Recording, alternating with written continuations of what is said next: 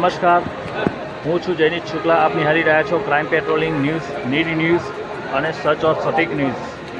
આજે અમદાવાદ શહેર ગીતા મંદિરથી એક્સ્ટ્રા બસોનું સંચાલન કરવામાં આવ્યું છે.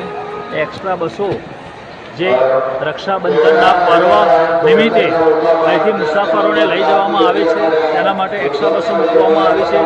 જે લોકો બહાર વસતા હોય તેના માટે માતૃ વતન પહોંચવા માટે તહેવારની અંદર કોઈ તકલીફ પડે નહીં, તેના અનુસંધાનમાં અહીંથી ડીટીઓ સાહેબ, આપણે મુકેશભાઈ સાહેબ અને ડીસી સાહેબના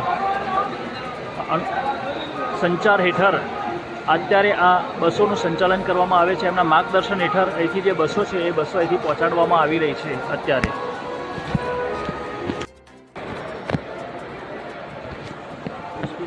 બોલી કાઢો.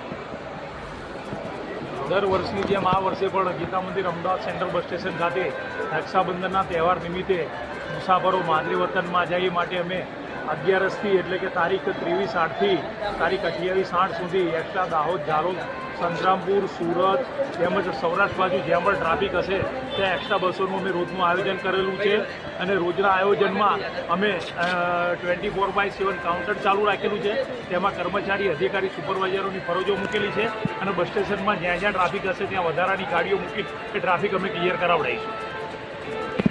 આ કેવી લાગણી અનુભવાય છે તહેવાર નિમિત્તે? સારી લાગણી અનુભવ છે. બધા મુસાફરો આવે છે, એમના માદરે વતન પહોંચવા માટેની અમે જે બાજુ ટ્રાફિક હોય એ બાજુ અમે એક્સ્ટ્રા વાહનો મૂકીએ છીએ.